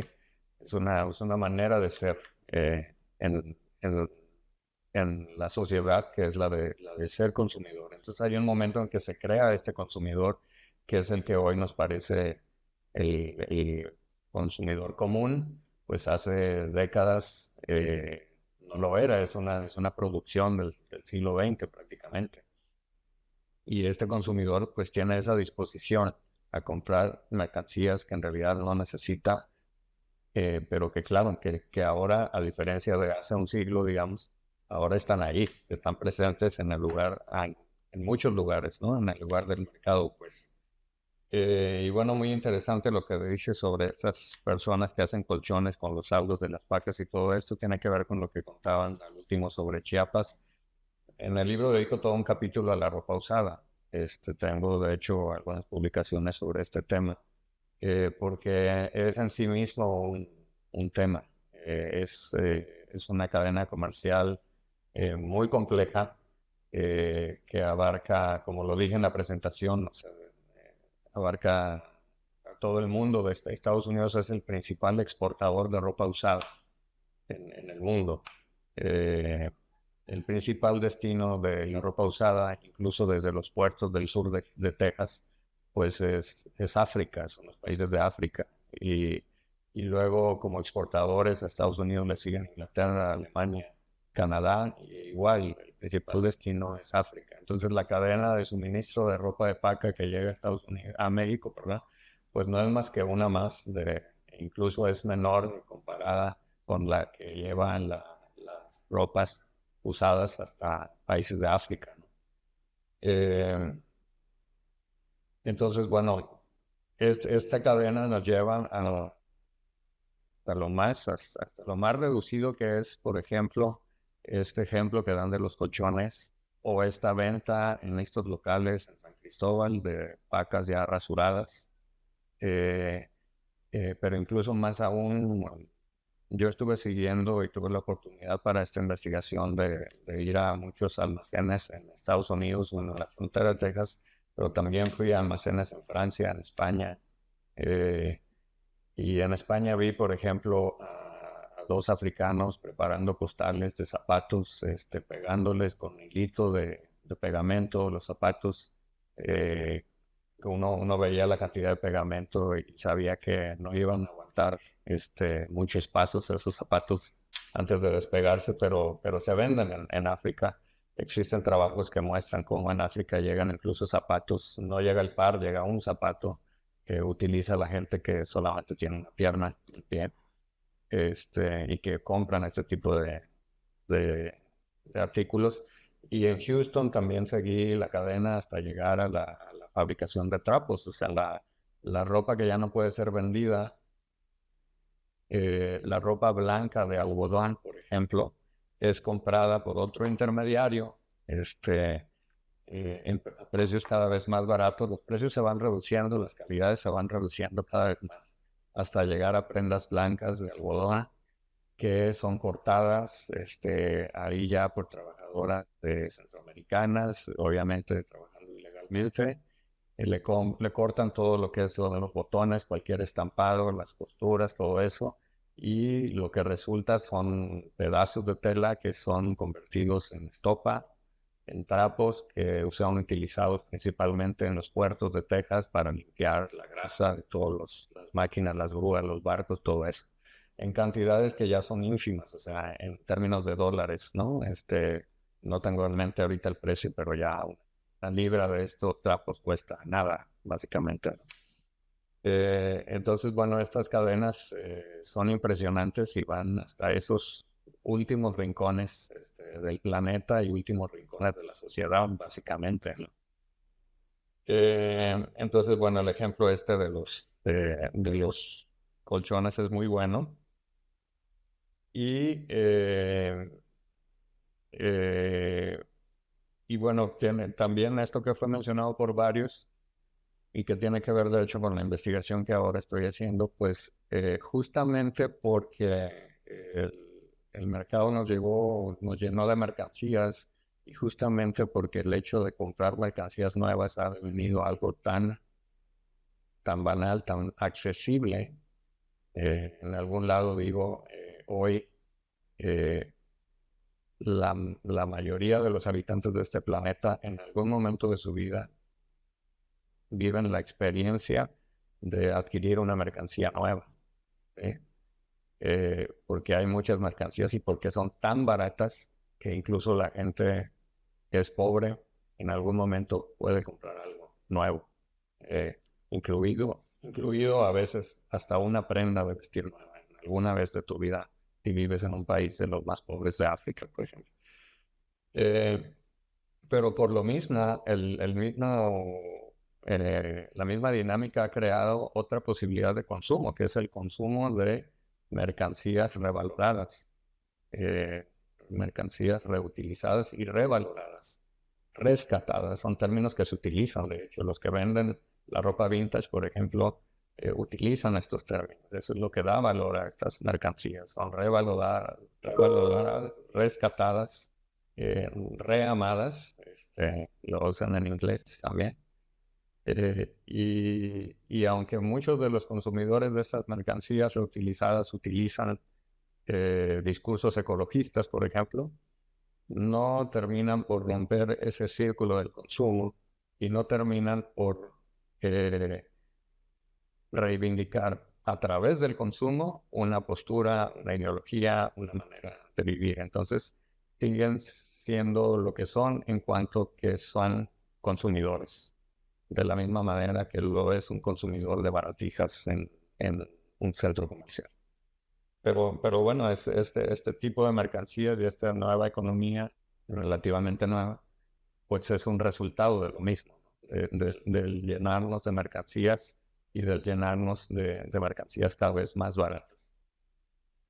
Y esto también tiene que ver, también hablaban ustedes en términos, no utilizan ese término, pero son todas estas economías secundarias, todas estas mercancías de la recuperación, todas estas cadenas de suministro de las que estuve hablando, de mercancías usadas a través de los intermediarios, pues ya no son, sí son en el origen un resultado, obviamente, de la sobreproducción capitalista, pero en este momento ya no lo son en el mismo sentido. En este momento son parte de, porque, y esto también se trabaja cuando se habla de la industria textil, por ejemplo, a nivel global, son parte ya de los cálculos. O sea, cuando una gran compañía, una de las marcas más famosas del mundo, hace tratos con fabricantes en China, por ejemplo, es para determinar el precio de cada prenda fabricada, pues no se toman nada más los suministros, también se toman las mermas, pero también se toma en cuenta la existencia de estos mercados, de esas economías secundarias o mercados paralelos, ¿no? Sabemos que de esas fábricas van a salir y de esa cantidad de telas que vamos a comprar para hacer la fabricación, van a salir todo un circuito de mercancías de imitación que van a alimentar todos estos circuitos, ¿no? Y todo eso se toma en cuenta al momento de negociar un precio. Y de tal manera que no necesariamente esas economías secundarias son el enemigo, digamos, de estas economías principales, ¿no? De estos procesos de fabricación formales o como les queramos llamar, ¿no? Eso también está trabajado, ¿no? Incluso para las economías de la piratería, de la producción de marcas de artículos piratas y todo esto. Todo eso está considerado a la hora de tasar precios. Y bueno, muy interesante el cuestionamiento, Oscar, a la idea de las mercancías políticas. A mí me gusta mucho la idea de las mercancías políticas, sobre todo porque es provocadora. Pertenece además a toda una manera de pensar que yo también utilizo en el libro al hablar del contrabando, que pretende separarse de perspectivas sobre todo acusatorias, ¿no? Tendemos mucho a adoptar términos legaloides, juristas, casi de agentes de gobierno, a la hora de abordar prácticas ilegales o prácticas que son consideradas corruptas, ¿no? Entonces, esta es una más de otras perspectivas o propuestas que pretenden decir, bueno, vamos a apartarnos de esas perspectivas acusatorias. Somos antropólogos, somos sociólogos, no somos agentes del Estado. Tenemos que analizar esto como procesos sociales, no como ataques a un Estado ideal que además no existe, por si fuera poco, y que es un interés en sí mismo, ¿no? Y bueno, entonces esta es una propuesta, ¿no? Para cómo entender esas relaciones sin estar atravesados por la perspectiva, una perspectiva normalista o normalizadora, estatal, jurídica, etc. Y también es lo que ve Mises son como muchas transacciones que al final se reducen o tienen una parte muy visible en el intercambio de dinero, ¿no? Al final no podemos negar que hay dinero, hay beneficios económicos en torno a los cuales giran en buena medida muchas de estas relaciones, ¿no? Eso es innegable. Una manera de responder a lo que tú dices, pues sería, bueno, es parte de la mercancialización de la vida, de la mercantilización de la vida, ¿no? La política también se mercantilizó. Y eso sería una manera de responder al comentario que haces, ¿no? Pero bueno, a lo mejor podríamos hablar de política mercantilizada, ¿no? No sé, se me ocurrió al escucharte, pero pues lo que me parece muy interesante de esto es justamente esto, ¿no? Que se presta para ir creando nuevas propuestas, pero insisto, en ese sentido, en el sentido de apartarnos de estas perspectivas muy acusatorias, normalizantes, que no son las que nos corresponden como sociólogos o antropólogos en principio, ¿no? Que lamentablemente están muy difundidas, ¿no? Y bueno, es que hay muchas cosas que comentar, pero aquí me voy centrando en algunas. Sobre el comentario de Diana, pues justamente te diría esto, o sea, yo trato, algo que traté de hacer todo el tiempo en el libro fue de seguir esta idea, como esta idea de las mercancías políticas, es decir, para dejar de dar la respuesta lógica a muchas de estas cosas, ¿no? Simplemente la idea de fayuca, hoy mucha gente me dice, pues la fayuca ya no existe. Pues sí, la fayuca es de hecho un término que me he topado con estudiantes que no saben qué significa la palabra fayuca, ¿no? Y pues sí, fue algo mucho más común, estaba mucho más en la vida de mucha más gente hace décadas, ¿no? Y era un término común y todo el mundo conocía un fayuquero, una chivera, todo este tipo de cosas, ¿no? Pero pues justamente en el origen de esto está la idea de que, pues no, o sea, esto sigue existiendo y justamente es muy interesante que a pesar de la apertura comercial, los cambios en la economía internacional y todo esto, sigue existiendo esto como una forma económica de subsistir para muchas personas. Pero vaya, lo que voy concretamente con toda esta historia de los autos chocolates, los catalizadores y todo esto es que nos toca entender, y esto lo utilicé mucho para entender la economía del contrabando en la fayuca, pues que cualquier proceso de legalización implementado por el Estado, nosotros tenemos que entenderlo también como un proceso de ilegalización. Al legalizar, se están forzosamente ilegalizando muchas prácticas económicas y sociales. Y este es un buen ejemplo. O sea, al momento de yo legalizar la cuestión de los autochocolates, legalizar va junto con ilegalizar otras cosas. Y hay toda una economía que se mueve en torno a los procesos de legalización y sobre todo de ilegalización. El ejemplo obvio es el contrabando, ¿no? Al momento de yo ilegalizar ciertas mercancías, inmediatamente lo que estoy haciendo es creando una economía ilegalizada con respecto al consumo, a la distribución o a la producción de ciertas mercancías, ¿no? Y bueno, la discusión de legalizar o no las drogas, por ejemplo, en la economía de las drogas, pues tiene mucho que ver con eso, ¿no? Y bueno, también todo lo que nos contaste, pues me hizo pensar a mí en muchas de las cosas que tuve que dejar de lado. O sea, esto es algo enorme, ¿no? O sea, yo tuve que dejar de lado el contrabando y la economía de vehículos usados. También tuve que dejar de lado, por ejemplo, toda la cuestión que tiene que ver con las mercancías prohibidas. O sea, en la fayuca también hay licores, hay cigarros piratas, hay llantas, hay joyas. Bueno, hay una serie de artículos que están prohibidos y que yo en buena medida dejé de lado y que implican muchos de ellos por estar prohibidos otro tipo de circuitos y otro tipo de lógicas diferentes a las de, por ejemplo, una chivera que carga un bulto y con él cruza la frontera con mercancía que no declara, o un comerciante que en su carro trae entre escondida y no escondida, pues cierta cantidad de mercancías, ¿no? Que bueno, son algunas de las cosas que hablo a la hora de hablar del contrabando, ¿no? Y cómo se organizan. Y en general también estuvieron hablando de la baja calidad de los productos. Y pues es esto, o sea, las mercancías baratas son eso, pero incluso las mercancías que no son baratas, su calidad es muy cuestionable, ¿no? Y el mejor ejemplo de esto es la ropa. O sea, hay ropa que que se vende en una parafernalia de tiendas con determinado prestigio, la idea de marca pues tiene que ver con esto. Se determinan precios en relación a esa imagen, pero la calidad de la prenda realmente no vale lo que cuesta, ¿no? Y muchos consumidores lo saben, de hecho.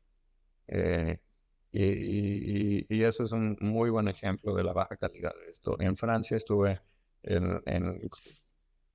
visité un almacén de reciclaje de ropa de una asociación y están muy preocupados porque la ropa que les llega cada vez es de menor calidad Y ellos, por ejemplo, están interesados en ver cómo pueden generar plástico a partir de los textiles.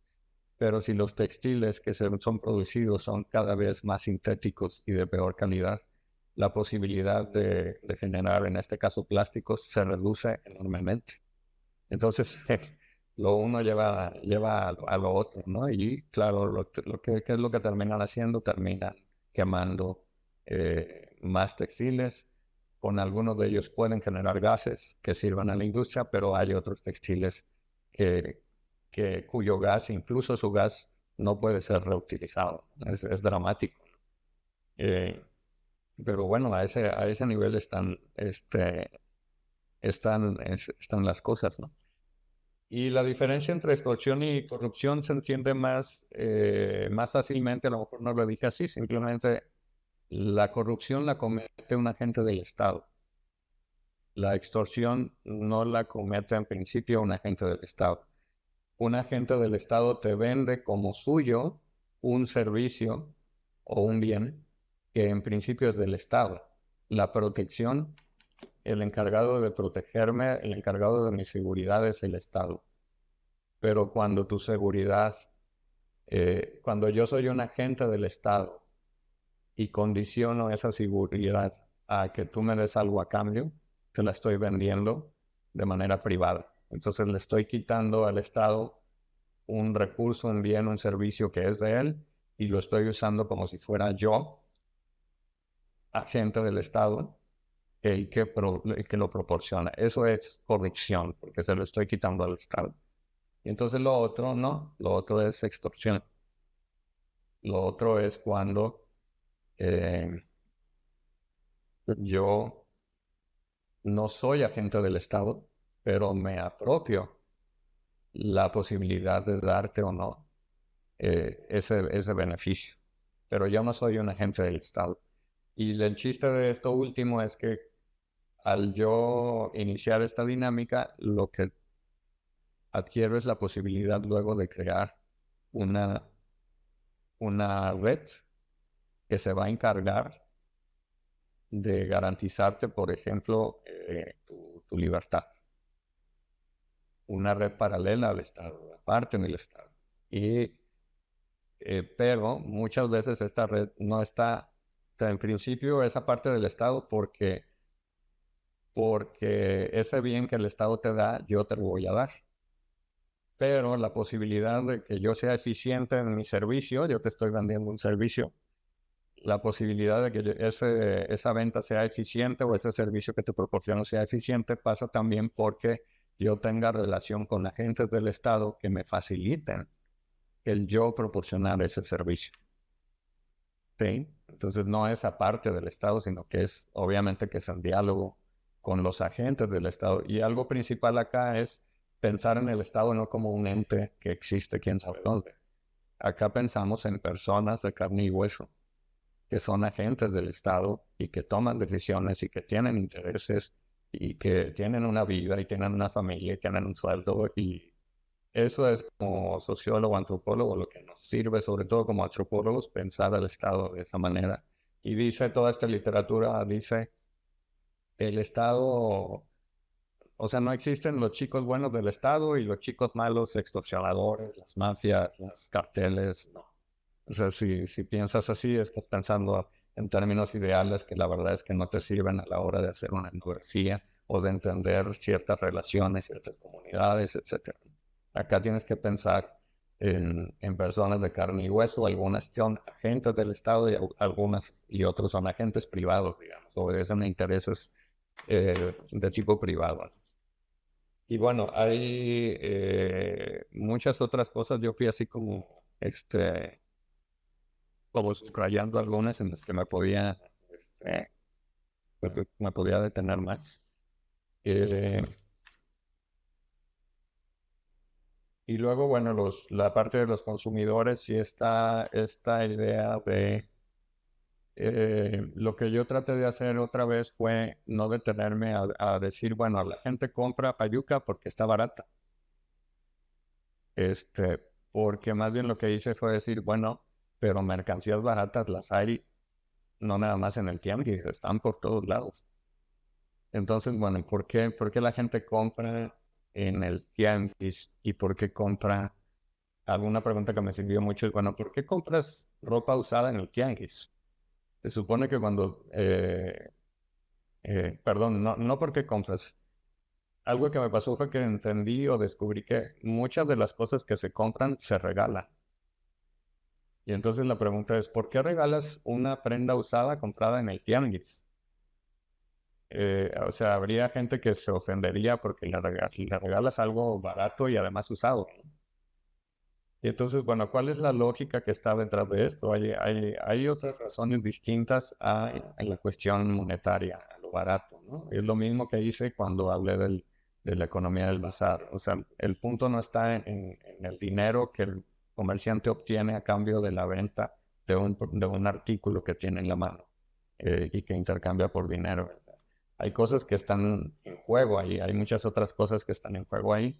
Y pues básicamente el mismo esquema traté de seguirlo a la hora de preguntarme por qué alguien compra una mercancía barata y además usada y además en un tianguis.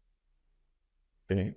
Y bueno, de ahí me fui a la idea de las prácticas sociales y qué es lo que la gente obtiene, el consumidor obtiene realmente cuando compra algo, no compra una prenda, un juguete nada más para verse bonito o para divertirse, ¿no? Hay muchas otras cosas más que se están reproduciendo detrás de eso, ¿no? Encontré, por ejemplo, pues consumidoras que desconocen totalmente de marcas, ¿no? O sea, hay también un sentido de gusto, hay una estética que participa de todo esto. Y cuando reducimos todo a el consumidor manipulado y pobre compra mercancías baratas o compra mercancías de marca, por ejemplo, ropa de marca usada, porque se quiere parecer a consumidores más pudientes, pues lo estamos reduciendo a un acto racional práctico, ¿no? Un sentido práctico, ¿no? En el sentido de working. Cuando hay muchos otros elementos que están ahí. O sea, yo puedo ser un consumidor con escasos recursos que no estoy inmerso en el mundo de las marcas, que no me interesa andar eh, pretendiendo lo que no soy o parecerme a fulanita o menganito. Lo que me interesa es poder vestirme a mi gusto y me interesa poder ir a la reunión de mi familia con una prenda que no es nueva, pero que al menos es nueva para mí. Yo la compré como nueva, ¿sí? O me interesa ir a adquirir ropa barata y luego ir a pasar a casa de mi mamá y mis hermanas y sacar las prendas que compré y hacer la reunión y alguna va a escoger una y me va a decir que se la regale, bueno, te la regalo, etcétera. Entonces, lo importante del hecho de haber ido a comprar pasa más bien por esto, por esta reunión, por esta convivencia, por decir, sigo aquí, seguimos aquí, somos parte de lo mismo. Y muestra de ello es este compartir que hago de estas mercancías baratas con todos ustedes, ¿no? Por ahí va la idea en ese capítulo.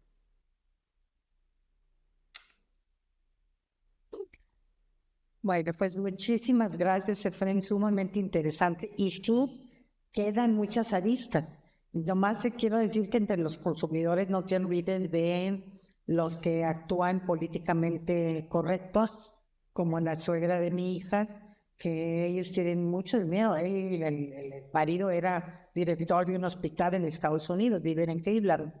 Pero a la niña, a la nieta, le mandan pura ropa comprada en thrift shops, pura ropa usada, porque políticamente eso es lo que hay que hacer para evitar la contaminación del mundo. Entonces, y la niña anda muy contenta con su ropita usada y se ve que es usada. Pero ¿qué le hace, no? Es políticamente correcto. Yo creo que no es la única, yo creo que hay cada vez más gente que hace eso y habría que tomarlos en cuenta como consumidores. Y también nomás contestaría a Diana que hay varias, que en Monterrey no hay una sola entrada. Obviamente, digo, pueden ir a McAllen, la salida a McAllen o la salida a Laredo, o no sé, pero etcétera. Es eso, todo un tema. Hay muchos temas. Nada más decir rápido. Sí, de hecho Colombia no es un cruce comercial. Pero ese para mercancías comerciales, es un cruce para personas, además en automóvil, no se puede cruzar. Y el cruce comercial más importante de toda la frontera de Estados Unidos, por el que pasa el 70% de la mercancía que se comercia entre los dos países, es Laredo, Nuevo Laredo, Laredo. Y entonces el punto histórico del contrabando ha sido ese Nuevo Laredo, Laredo, y obviamente por McAllen, Reynosa y por Brownsville, Matamoros también pasa muchísima mercancía. Y esto también hay que entenderlo en el sentido de que se trata de algo histórico. Hay poblaciones muy grandes asentadas en la orilla de la frontera desde que la frontera se estableció allí, que es un caso muy distinto al noroeste de México, ¿no? En donde las poblaciones empezaron a llegar después. Entonces, por eso también hay un comercio muy intenso y que se organiza incluso de manera un poco diferente a cómo se organiza en el otro extremo de la frontera. Sí, gracias. Bueno, sumamente interesante todo y te invitamos a nuestro seminario. Ojalá que sigas participando, te vamos a mandar invitación. Y ese tipo de análisis hay que hacerlos más. A nosotros nos interesa, sobre todo en términos del capital, el capitalismo, el dinero, pero obviamente la economía, de eso se trata. Y si con tu libro nos das una mirada a la economía muy clara. Y de paso me encanta que uses lo que nosotros estamos pregonando desde una perspectiva centrada en el actor, en donde no ves al Estado como un bloque homogéneo, sino a través de las personas. Te voy a pasar un artículo que escribimos hace tiempo, Norman lo mío, sobre la cadena de comercialización de las hojas del maíz. Pero bueno, excelente, excelente. Muchísimas gracias a todos y es un gusto volver a verlos, aunque sea de manera virtual. Y saludos, Susuri, me voy a comunicar contigo pronto. La dejamos ahí para la siguiente. No podemos avisar todavía qué día es porque tenemos que ponernos de acuerdo con el expositor. Espero que alcancemos antes de las vacaciones y si no, después de las vacaciones. Que estén muy bien.